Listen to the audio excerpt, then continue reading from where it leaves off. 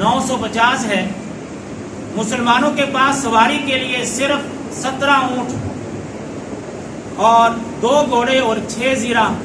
اور 8 تلواریں تھیں، جبکہ دشمن کے پاس 100 گھوڑے ہیں، 700 اونٹ ہیں اور لا تعداد ان کے پاس زرے ہیں اور دوسرے ہتھیار موجود تھے، اور کھانے کا معقول انتظام تھا دشمن کے پاس۔ لیکن اللہ رب العالمین نے غزوہ بدر میں کمزور مسلمانوں پر کرم فرمایا اور ان کی مدد کی، تاکہ قیامت تک مسلمانوں کو معلوم ہو جائے کہ کامیابی اور کامرانی اللہ تعالیٰ کی مدد سے ہی نصیب ہوتی ہے۔ یہ اللہ تعالیٰ نے مسلمانوں پر یہ کرم فرما کر تا قیامت مسلمانوں کو یہ بتلا دیا کہ مدد اور نصرت اور کامیابی اور کامرانی یہ اللہ کی طرف سے ہی ہوتی ہے۔ بندہ کوئی اپنا کمال کسی چیز میں بھی نہ سمجھے کہ یہ میرا کمال ہے، بلکہ یہ اللہ رب العالمین کا کرم ہے۔ اب جب وہ اللہ کا کرم سمجھے گا تو اس کو مزید کامیابی ملے گی، اور جب وہ یہ سمجھے گا یہ میرا کمال ہے تو سمجھے کہ وہیں پر اس کی ناکامی شروع ہو گئی۔ تو پیارے بھائیوں، اللہ رب العالمین کی طرف سے غزوہ بدر میں مدد کیسے ہوتی ہے؟ قرآن حکیم اللہ رب العالمین ایک اور مقام پر ارشاد فرماتا ہے وَإِذْ يُرِيكُمُوهُمْ إِذِ الْتَقَيْتُمْ فِي أَعْيُنِكُمْ قَلِيلًا وَيُقَلِّلُكُمْ فِي أَعْيُنِهِمْ، اور جب لڑتے وقت تمہیں کافر تھوڑے کر کے دکھائے اور تمہیں ان کی نگاہوں میں تھوڑا کیا۔ اس آیت کریمہ میں اللہ رب العالمین نے مسلمانوں کو کافر تھوڑے کر کے دکھائے اور کافروں کو مسلمان تھوڑے سے دکھائے۔ اب اس میں کیا حکمت تھی کہ دونوں طرف اللہ رب العالمین نے یہ حکمت اختیار فرمائی۔ حضرت عبداللہ بن مسعود رضی اللہ تعالیٰ عنہ فرماتے ہیں کہ میدان بدر میں جب میں نے کافروں کو دیکھا تو میں نے اپنے ساتھی سے یہ پوچھا کہ آپ کے خیال میں کیا یہ 70 کے قریب ہوں گے؟ اللہ نے کتنے وہ کم کر کے مسلمانوں کو کافروں کی تعداد دیکھے، حالانکہ وہ 1000 کی تعداد میں تھے۔ تو یہ بات میں نہیں کرا، قرآن حکیم کہہ رہا ہے۔ تو حضرت عبداللہ ابن عباس، حضرت عبداللہ ابن مسعود رضی اللہ تعالیٰ عنہ اپنے ساتھی سے کہتے ہیں کیا تمہارے خیال میں یہ 70 ہوں گے؟ تو ان کے ساتھی نے کہا کہ نہیں، یہ کوئی 100 کے قریب لگتے ہیں، حالانکہ وہ 1000 تھے۔ تو دوسری طرف ابو جہل جو ہے، اللہ نے کافروں کو بھی یہ دکھایا کہ مسلمان بالکل تھوڑے سے ہیں، حالانکہ مسلمانوں کی تعداد 313 ہی تھی،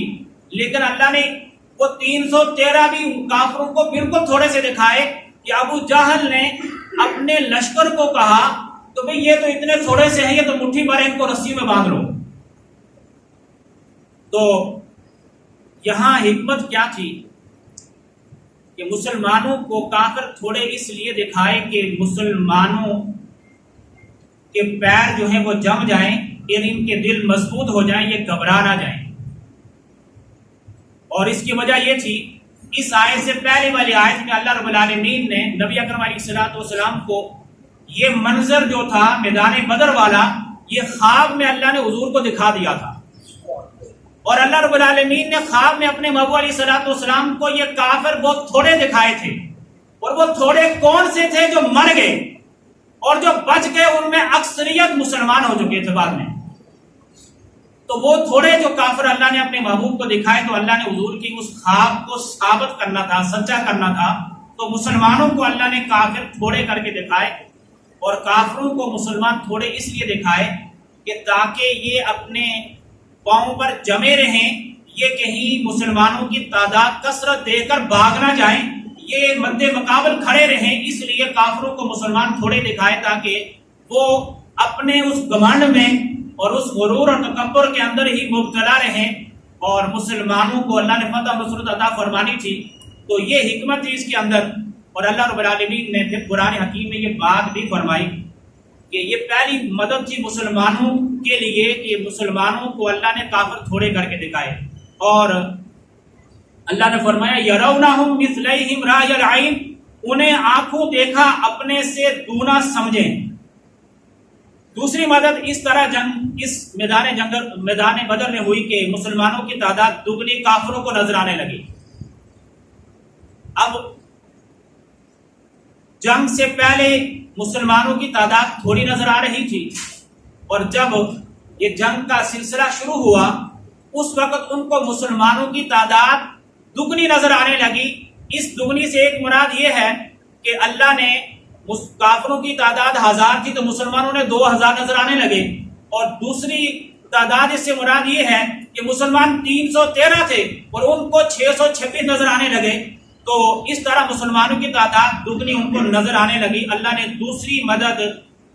مسلمانوں کی اس طرح فرمائی کہ کافروں کو اب مسلمانوں کی تعداد اپنے سے دگنا نظر آنے لگی، اور اللہ نے فرمایا اذ تستغیثون ربکم فاستجاب لکم انی ممدکم بألف من الملائکۃ مردفین، جب تم اپنے رب سے فریاد کرتے تھے تو اس نے تمہاری سن لی کہ میں تمہیں مدد دینے والا ہوں 1000 فرشتوں کی قطار سے۔ تو اللہ رب العالمین نے میدان بدر میں مسلمانوں کی تیسری مدد اس طرح کی کہ 1000 فرشتوں کا لشکر اللہ رب العالمین نے میدان بدر میں اتار دیا، اور پھر یہ 1000 ہی نہیں تھا، پھر یہ فرشتوں کی تعداد 3000 ہو گئی، 3000 فرشتے پھر آئے، اور پھر اللہ رب العالمین نے 5000 فرشتے نازل فرمائے۔ کفار و مشرکین کا 1000 لشکر جرار سیلاب کی طرح بڑھتا چلا رہا تھا۔ ہمارے پیارے آقا علیہ الصلوۃ والسلام نے اس نازک وقت میں صحابہ کرام رضوان اللہ تعالی اجمعین کو جمع کر کے جہاد فی سبیل اللہ کا اعلان فرمایا، تو 313 نہتے اور بے سر و سامان مجاہدین اسلام نے جس جذبہ شہادت اور خلوص اور وفا کے ساتھ اس حق و باطل کی جنگ میں اللہ تعالیٰ اور اپنے پیارے محبوب علیہ الصلوۃ والسلام کی خوشنودی کی خاطر لڑے، یقیناً آفتاب اور مہتاب نے روئے زمین پر ایسی جاں بازی اور سرفروشی کا منظر نہ دیکھا ہوگا۔ جس بے سر و سامانی کے عالم میں غزوہ بدر کی تیاری ہوئی تو ہمارے آقا علیہ الصلوۃ والسلام نے صحابہ کرام کو اس جنگ کا جو سلسلہ تھا، اس سلسلے میں آپ نے اپنے صحابہ سے مشورہ کیا، تو صحابہ کرام نے حضور علیہ الصلوۃ والسلام کی بارگاہ میں عرض کی، یا رسول اللہ صلی اللہ علیہ وسلم، جیسا آپ کا حکم ہو، ہم اپنے ماں باپ، اپنی اولاد اور اپنی جانوں سے بڑھ کر آپ پر قربان ہونے کے لیے تیار ہیں۔ اور صحابہ نے یہاں پھر حضرت موسیٰ علیہ السلام کی قوم کا بھی ذکر کیا، یا رسول اللہ صلی اللہ علیہ وسلم، ہم وہ نہیں ہیں، یعنی ہم حضرت موسیٰ علیہ السلام کی قوم نہیں ہیں کہ جس طرح آپ کی قوم نے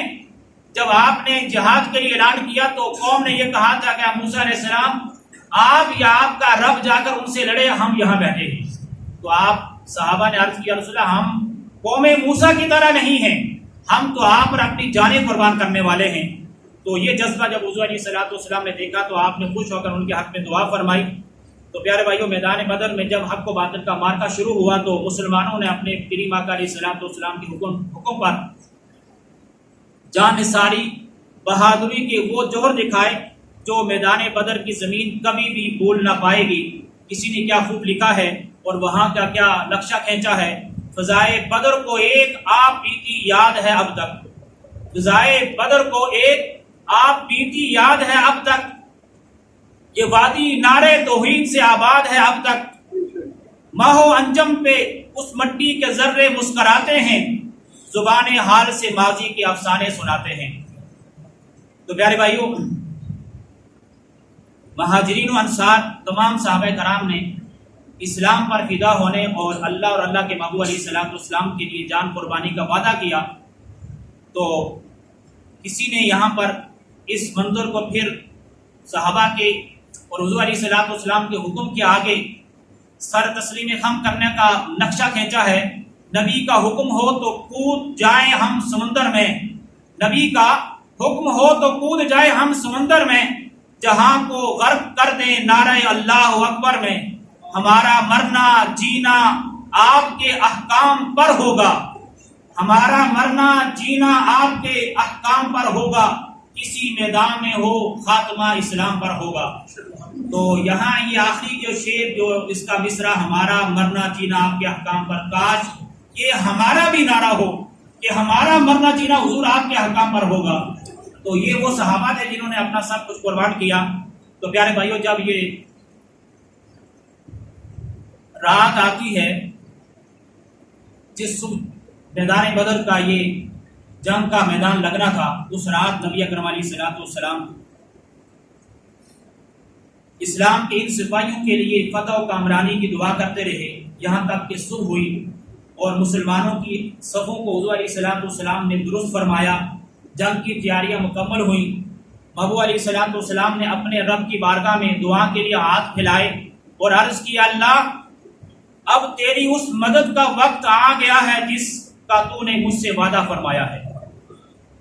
اور بخاری اور مسلم کی حدیث سے پاک کے الفاظ ہیں، حضور علیہ الصلوۃ والسلام نے اللہ کی بارگاہ میں اس طرح عرض کیا، اللہم ان تہلک ہذہ العصابۃ اليوم لا تعبد، اے اللہ آج یہ مٹھی بھر مسلمان اگر یہ ہلاک ہو گئے، اگر تو نے ان کو ہلاک ہونے دیا، لا تعبد، تو یا اللہ پھر تیری عبادت کرنے والا کوئی نہ رہے گا۔ تو اللہ کی بارگاہ میں حضور علیہ الصلوۃ والسلام نے اس طرح دعا کی اور اللہ رب العالمین نے حضور علیہ الصلوۃ والسلام سے وعدہ فرمایا تھا کہ میری مدد آئے گی۔ اور پھر حضور علیہ الصلوۃ والسلام نے صحابہ کو خوشخبری سناتے ہوئے فرمایا کہ اے میرے غلاموں، گھبراؤ نہیں، آگے بڑھو، اللہ کے حکم سے فرشتوں کا لشکر تمہاری مدد کے لیے آ رہا ہے۔ اب جب یہ صحابہ نے سنا ہوگا تو پھر ان کے جذبات کی کیفیت کیا ہوگی؟ کہ اللہ کی طرف سے نصرت آ رہی ہے، فرشتے آ رہے ہیں، اللہ کا وعدہ پورا ہو رہا ہے۔ جب جنگ پورے زور پر آئی تو فرشتوں نے پھر اپنا کام بھی پورا کرنا شروع کیا۔ صحابہ فرماتے ہیں کہ ہم کسی کافر کو قتل کرنے کے لیے آگے بڑھتے تو ہمارے آگے بڑھنے سے پہلے ہی اس کی گردن اس کے تن سے جدا ہو چکی ہوتی اور کسی کا منہ اور کسی کے ناک پر کوڑوں کے نشان ہمیں نظر آتے۔ اور فرشتوں کو اللہ کی طرف سے یہی حکم تھا کہ صحابہ صرف آگے بڑھ رہے تھے، حالانکہ ان کے پاس تلواریں تو تھوڑی سی تھی اور ان کے پاس تو تلواریں اتنی تھی بھی نہیں، صرف صحابہ آگے بڑھ رہے تھے اور فرشتے بس تلوار چلا رہے تھے اور ان کی گردنیں اتار رہے تھے۔ تو پیارے بھائیوں، اللہ رب العالمین فرماتا ہے واللہ یؤید بنصرہ من یشاء، اللہ جس کے لیے چاہتا ہے اپنی نصرت کی تائید فرماتا ہے۔ میدان بدر میں صحابہ فرماتے ہیں کہ ہمیں ایک آواز آ رہی تھی، ایک آواز سنائی دے رہی تھی، لیکن آواز دینے والا ہمیں نظر نہیں آ رہا تھا۔ اور وہ آواز کیا تھی کہ آواز آ رہی تھی اقدم ہائزوم، اقدم ہائزوم، ہائزوم آگے بڑھو، ہائزوم آگے بڑھو۔ تو صحابہ کہتے ہیں کہ ہم حیران تھے، یہ آواز کہاں سے آ رہی ہے؟ تو حضور علیہ الصلوۃ والسلام نے فرمایا کہ یہ آواز جبریل امین کی ہے، اور ہائزوم جبریل امین کا گھوڑا تھا کہ جب آپ تلوار چلاتے اور دشمن کی گردن جب جدا ہو جاتی تو جبریل امین اپنے گھوڑے کو آواز دے تو ہائزوم آگے بڑھو۔ تو جبریل امین اس طرح میدان میں دشمن کی گردنیں اتار رہے تھے۔ تو یہ اللہ کی طرف سے مدد اور نصرت تھی۔ پیارے بھائیوں، حق و باطل کی اسلام کی تاریخ میں پہلی جنگ ہے جس میں مسلمان بے سر و سامان اور لشکر کے مجاہدین کی کل تعداد 313، مگر اللہ تعالیٰ نے اس قلیل جماعت کو کفار پر بڑی شاندار فتح عطا فرمائی۔ اور اللہ تعالیٰ قرآن حکیم میں ارشاد فرماتا ہے کم من فیات قلیلۃ غلبت فیۃ کثیرۃ باذن اللہ، کئی بار تھوڑی جماعت غالب آئی ہے زیادہ گروہ پر اللہ کے حکم سے۔ اب یہاں پر ایک ابو جہل کا، اس کے قتل کا بھی ایک خوبصورت نظارہ ہے۔ حضرت عبد الرحمن بن عوف رضی اللہ تعالیٰ عنہ فرماتے ہیں کہ میں میدان بدر میں کھڑا تھا کہ انصار کے چھوٹے دو کم عمر بچے دوڑتے ہوئے میرے پاس آئے، جن کا نام آپ جانتے ہیں، معاذ اور معوذ۔ فرماتے میرے پاس آ کر وہ مجھے کہتے ہیں چاچا جان، ابو جہل کون ہے اور وہ کہاں ہے؟ یہ دونوں بچے آپ سے سوال کرتے ہیں۔ آپ فرماتے ہیں کہ میں نے ان بچوں سے کہا کہ تم ابو جہل کا پتہ کیوں پوچھ رہے ہو؟ ان دونوں بچوں نے بڑا خوبصورت جواب دیا ہے۔ پیارے بھائیوں، آج یہ جملہ سن کر تو میں اس پہ کچھ الفاظ نہیں کہہ سکتا، لیکن ہمارا ضمیر ہی ہمیں جواب دے گا۔ ان بچوں نے بڑا خوبصورت جواب دیا کہ آپ نے پوچھا بیٹا اس کا پتہ آپ کیوں پوچھ رہے ہو؟ تو بچوں نے کہا کہ ابو جہل وہ لعین بدبخت ہے جو ہمارے آقا کو گالیاں دیتا ہے۔ اب ہمارا ضمیر ہی ہمیں جواب دے سکتا ہے کہ آج ہمارے آقا کے کارٹون بنے اور پھر ہمارا ضمیر بھی بیدار نہ ہو اور ہم نے اپنے آقا کا کلمہ پڑھا ہے اور قبر کے اندر حضور علیہ الصلوۃ والسلام نے بخاری شریف کی حدیث کا مفہوم ہے، آپ نے فرمایا ہے قبر کے اندر میرے بارے میں ہی سوال ہونا ہے، تو پھر وہاں ہم اپنا کیا چہرہ حضور علیہ الصلوۃ والسلام کو دکھائیں گے؟ تو یہاں پر بچوں کی اس گفتگو کو کسی نے اپنے انداز میں کیا خوب لکھا ہے کہ وہ بچے وہ کہہ رہے تھے قسم کھائی ہے مر جائیں گے یا ماریں گے ناری کو، یعنی جہنمی کو، قسم کھائی ہے مر جائیں گے یا ماریں گے ناری کو، سنا ہے گالیاں دیتا ہے وہ محبوب باری کو۔ تو آپ بچوں نے کہا کہ ہم نے قسم کھائی ہے کہ ہم اس لعین کو واصل جہنم کریں گے یا خود مر جائیں گے۔ تو آپ نے کہا کہ بیٹا وہ تو اپنے لشکر کا سپہ سالار ہے، اس کی حفاظت تو اس کی فوج کر رہی ہے، تو تم اس تک کیسے پہنچو گے؟ تو بچوں نے دیکھو پیارے بھائیوں کتنا خوبصورت جواب دیا ہے۔ ان بچوں نے کہا کہ چاچا جان یہ دستہ کب تک اس کو اسرائیل علیہ السلام کے راستے سے روکے رکھے گا، یعنی کب تک یہ اسرائیل علیہ السلام تک یہ ان کے یہ حفاظت کرتے رہیں گے کہ اسرائیل علیہ السلام سے بھی اس کو بچا لیں گے؟ یہ جذبہ جب آپ نے دیکھا تو آپ فرماتے میں نے پھر ابو جہل کی طرف اشارہ کر کے کہا کہ بچوں وہ ہے ابو جہل جو لشکر کے بیچ اپنے گھوڑے پر سوار ہے۔ آپ فرماتے ہیں حضرت عبد الرحمن بن عوف رضی اللہ تعالیٰ عنہ، آپ فرماتے ہیں کہ ابھی میں نے انگلی کا اشارہ کیا کہ میری نگاہوں نے دیکھا کہ وہ بچے وہاں پہنچ چکے۔ ان کا جذبہ دیکھیں۔ تو فرماتے ہیں کہ کیونکہ وہ تو بچے تھے اور وہ گھوڑے کے اوپر سوار تھا تو بچوں کی تلواریں تو اس تک تو نہیں پہنچ پاتی تھی، تو ان بچوں نے اس گھوڑے کے ٹانگوں پر وار کیا، گھوڑا چلاتا ہوا زمین پر گرا، ابو جہل جب نیچے گرتا بچے اس کے سر پہ وار کر دیتے ہیں اور وہ خون میں لت پت ہو جاتا ہے۔ اور حضرت معوذ رضی اللہ تعالیٰ عنہ یہاں جامع شہادت نوش فرماتے ہیں، انا للہ و انا الیہ راجعون۔ اور دیکھیے پیارے بھائی اس بچے کا جذبہ کہ حضرت معاذ رضی اللہ تعالیٰ عنہ اس کو واصل جہنم کر دیتے ہیں، اور اس کا بیٹا ابو جہل کا حضرت معاذ رضی اللہ تعالیٰ عنہ پر حملہ آور ہوتا ہے تو ان کا بازو جو ہے وہ کٹ جاتا ہے۔ اب بتائیے کہ ایک بچہ ہے اور جب بازو کٹ جائے تو پھر ایک بڑا آدمی سنبھلنے سے رہ جاتا ہے، لیکن بچے کا جذبہ دیکھیے کہ وہ تلوار دوسرے ہاتھ میں لے لیتا ہے اور اس کا ہاتھ کٹتا یعنی جدا نہیں ہوتا، کٹ جاتا ہے اور وہ لٹک رہا ہے، لیکن یہ بچہ جو ہے جنگ کیے جا رہا ہے، اور جب وہ دیکھتا ہے کہ یہ بازو میری جنگ میں آڑے آ رہا ہے، اس نے اپنے اس بازو کو پاؤں کے نیچے لیا اور اسے جدا کر کے پھینک دیا، اور میرے اور آپ کے کلمات علیہ السلام اس منظر کو دیکھ رہے ہیں۔ اور پھر وہ بچہ اپنا بازو لے کر حضور علیہ السلام کی بارگاہ میں حاضر ہوتا ہے، اور حضور علیہ السلام اس کو اپنا لعاب دہن سے اس بازو کو چھوڑ دیتے ہیں، وہ بازو صحیح سلامت ہو جاتا ہے۔ لیکن یہاں پر وہ بچہ پھر اللہ کی بارگاہ میں اپنی جان کا وہ نذرانہ پیش کر دیتا ہے، وہ جامع شہادت نوش فرما دیتے ہیں۔ پیارے بھائیو یہ دو بچے اللہ تعالیٰ ان کی قبروں پہ اپنی قرون اور رحمت کا نزول فرمائے، اور اللہ رب العالمین ان کے وسیلے سے اس پوری امت اور آج اس مجمع پہ اللہ اپنی رحمت کا بارش کا نزول فرمائے۔ پیارے بھائیو یہاں ایک اور بھی نظارہ دیکھنے کو آیا کہ جب حضور علیہ السلام نے اگلی صبح یہ میدان بدر جنگ والا سجنا تھا، تو آپ نے اس شام کو اپنے صحابہ کے ساتھ اس میدان بدر میں آپ نے اپنی ہاتھ سے لکڑی سے آپ نے وہاں پر نشان لگائے کہ یہاں پر ابو جہل مرے گا، یہاں پر عتبہ مرے گا، یہاں شیبہ مرے گا، یہاں امیہ مرے گا، وغیرہ وغیرہ، جن جن سرداروں کے آپ نے نام لیے اور نشان لگائے۔ فرمایا ھذا مصرع فلان غدا انشاءاللہ، ھذا مصرع فلان غدن انشاءاللہ۔ مسلم شریف و مشکات شریف کی حدیث کا مفہوم عرض کر رہا ہوں۔ حضرت عمر رضی اللہ تعالیٰ فرماتے ہیں مجھے اس ذات کی قسم جس نے اپنے محبوب علیہ الصلوۃ والسلام کو حق کے ساتھ مبعوث فرمایا کہ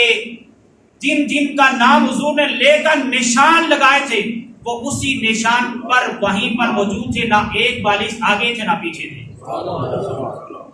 تو یہ بات بھی اس طرف جاتی ہے کہ اللہ رب العالمین نے اپنے محبوب علیہ الصلوۃ والسلام کو وہ غیب کا علم عطا فرما دیا تھا، محبوب یہ کل اس جگہ جگہ پر یہ مریں گے اور یہیں پر ان کا واصل جہنم ہونا ہے۔ تو حضور علیہ الصلوۃ والسلام نے وہ خبر بھی ان کو اپنے صحابہ کو دی، اور صحابہ نے پھر وہ منظر دیکھا کہ وہیں پر ان کا ٹھکانہ ہوا۔ تو وقت مختصر ہے، تو میں ایک اور ایمان افروز یہاں بات عرض کر کے بات کو اختتام کی طرف لے چلتا ہوں کہ اس جنگ کے بعد دوران جنگ جو لوگ گرفتار ہوئے تو حضور علیہ الصلوۃ والسلام کی بارگاہ میں ان کو پیش کیا گیا۔ آپ علیہ الصلوۃ والسلام نے صحابہ سے مشورہ فرمایا کہ اپنی اپنی رائے دو کہ ان کے ساتھ کیا سلوک کیا جائے۔ کسی نے کہا کہ ان کو قتل کر دیا جائے، کسی نے کہا کہ ان کے رشتہ داروں کے آپس میں جو رشتہ دار ہیں ایک دوسرے کے ان کا قتل کرایا جائے، اور کسی نے کہا کہ ان سے فدیہ لے کر ان کو رہا کر دیا جائے۔ فدیہ والا جو مشورہ تھا تو حضور علیہ الصلوۃ والسلام کو پسند آیا، تو آپ نے اس کو پسند کیا،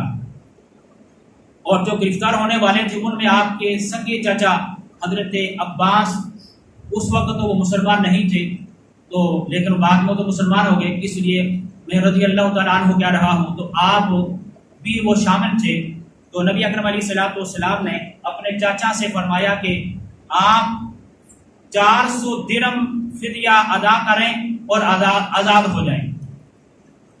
تو چاچا نے کہا کہ میرے پاس اتنا مال نہیں ہے کہ میں اس کا فدیہ ادا کر سکوں۔ حضور علیہ الصلوۃ والسلام نے پھر فرمایا چاچا عباس فدیہ دو اور رہا ہو جاؤ، مگر حضرت عباس رضی اللہ تعالیٰ عنہ نے دوسری مرتبہ بھی یہی کہا کہ میرے پاس اس قدر مال نہیں کہ میں فدیہ ادا کر سکوں۔ تیسری مرتبہ حضور علیہ الصلوۃ والسلام نے انہیں فرمایا چاچا جان آپ مکہ جا کر رقم بھیج دینا، میں آپ کو آزادی کا پروانہ دے دیتا ہوں۔ تو حضرت عباس بولے کہ میرے گھر میں بھی کوئی رقم نہیں ہے جو میں آپ کو وہاں سے جا کر بھیج سکوں۔ تو نبی اکرم علیہ الصلوۃ والسلام نے فرمایا کہ چاچا جان وہ مال کہاں گیا جو آتے وقت آپ نے اپنی بیوی میری چچی یعنی ام الفضل کے ساتھ مل کر آپ نے زمین میں دفن کیا تھا، اور آپ نے اپنی بیوی یعنی میری چچی کو یہ کہا تھا کہ اگر میں صحیح سلامت لوٹ آیا تو ٹھیک، اور اگر میں وہاں قتل ہو گیا تو میرا یہ مال میرے بچوں کے حوالے کر دینا۔ جب یہ بات آپ کے چچا نے سنی تو وہ پکار اٹھے کہ ایسی بات جو میری اور میری بیوی کے درمیان تیسرا کوئی نہیں جانتا، اور یہ بات صرف اللہ کا نبی ہی بیان کر سکتا ہے۔ آپ نے کلمہ پڑھا اور اسی وقت آپ مسلمان ہو گئے۔ پیارے بھائی اس بات کا تعلق کس سے ہے؟ غیب سے ہے۔ اور یہ بات میں ہمیشہ دہراتا ہوں کہ حضور علیہ الصلوۃ والسلام کا کوئی ذاتی علم نہیں، اللہ نے آپ کو سارا علم عطا فرمایا ہے۔ اللہ نے آپ کو بتا دیا کہ آپ کے چاچا نے یہ کام کیا ہے، اور حضور علیہ الصلوۃ والسلام نے ان کو بتایا چاچا وہ تو سامان مال تم دفن کر کے آئے ہو، آپ کیسے کہتے ہو کہ میرے پاس مال نہیں ہے؟ تو آپ نے کلمہ پڑھا اور آپ مسلمان ہو گئے۔ تو یہاں ایک نظارہ دیکھنے کو آیا۔ حضرت ابو طلحہ رضی اللہ تعالیٰ عنہ فرماتے ہیں کہ نبی اکرم علیہ الصلوۃ والسلام کا یہ معمول تھا کہ جب بھی کسی جنگ میں فتح نصیب ہوتی تو آپ 3 دن اس میدان میں آپ وہاں ٹھہرے رہتے، اور 3 دن کے بعد پھر آپ وہاں سے آپ روانہ ہوتے۔ تو آپ فرماتے ہیں کہ میدان بدر میں بھی فتح کے بعد 3 دن حضور علیہ الصلوۃ والسلام نے یہاں قیام فرمایا، اور 3 دن کے بعد آپ نے اپنے صحابہ کے ساتھ میدان بدر سے جب آپ روانہ ہوتے ہیں تو رات کا یہ سما تھا، رات کا وقت تھا، تو حضور علیہ الصلوۃ والسلام اس کنویں کے پاس آئے جس کنویں میں کفار کو واصل جہنم کیا تھا، جہاں ان کو ڈالا گیا تھا۔ وہ کنواں آج بھی موجود ہے، اور آج بھی وہ کنواں وہاں پر یہ عبرت کا نشان ہے۔ تو حضور علیہ الصلوۃ والسلام ان کے پاس آئے، ان سرداروں کا نام لیا، ابو جہل، عتبہ، شیبہ، فلاں فلاں، اور کہا کہ کیا میرے رب کا وعدہ سچا نہ ہوا؟ جو میرے رب نے مجھ سے وعدہ کیا تھا فَإِنِّي قَدْ وَجَدتُّ مَا وَعَدَنِي رَبِّي حَقًّا، بے شک جو وعدہ میرے رب نے میرے ساتھ کیا تھا وہ اللہ نے سچ کر دکھایا ہے۔ یہاں پر حضرت عمر فاروق رضی اللہ تعالیٰ عنہ حضور کی بارگاہ میں عرض کیا یا رسول اللہ صلی اللہ علیہ وسلم، ایک تو 3 دن گزر گئے اور یہ تو مردہ اور کافر ہیں، یا رسول اللہ آپ ان سے خطاب کر رہے ہیں، یہ تو مردہ ہیں، یہ تو سن ہی نہیں سکتے۔ تو حضور علیہ الصلوۃ والسلام نے فرمایا، یہ مسند احمد کی حدیث ہے کہ بِأَسْمَعِ لِمَا أَقُولُ مِنْهُمْ، کہ یعنی جو میں کہہ رہا ہوں تم ان سے زیادہ سننے والے نہیں۔ آپ نے فرمایا عمر یہ تم سے زیادہ سننے والے ہیں۔ تو اس سے یہ پتہ چلا ایک کافر اگر مرنے کے بعد بات سن سکتا ہے تو ایک مرد مومن کی قوت سماعت کا عالم کیا ہوگا۔ تو یہ اللہ کا ایک فیصلہ ہے کہ مرنے کے بعد انسان کی دیکھنے کی جو بصارت ہے اور جو اس کی سننے کی جو قوت ہے یہ اللہ تعالیٰ اس کو بڑھا دیتا ہے۔ تو پیارے بھائیوں، اس واقعے سے ہمیں جو بات ملتی ہے اور جو مسلمانوں کو ہمیشہ یاد رکھنے والی جو بات ہے، جو سبق ہے، وہ یہ ہے کہ ہم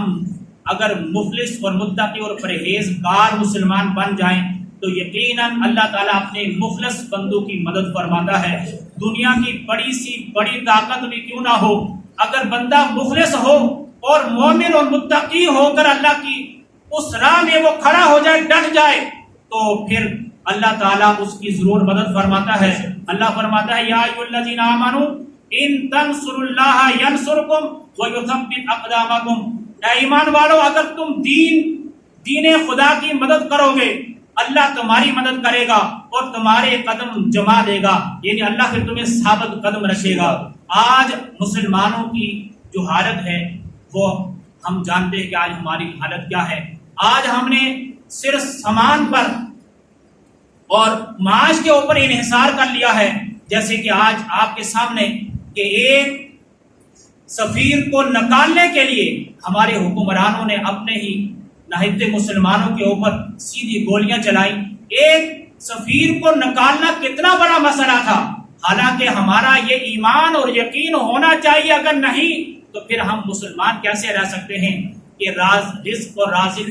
کون ہے؟ رزق دینے والا اللہ کی ذات ہے۔ اللہ نے یہ وعدہ فرمایا ہے کہ تمہاری معیشت میرے ہاتھ میں ہے۔ تو پیارے بھائیوں، ہمیں اپنے ایمان کو پختہ کرنا چاہیے اور توکل و بھروسہ اللہ کی ذات پہ رکھنا چاہیے۔ اللہ سے دعا کہ اللہ تعالیٰ ہم سب کو عمل کرنے کی توفیق عطا فرمائے، آمین۔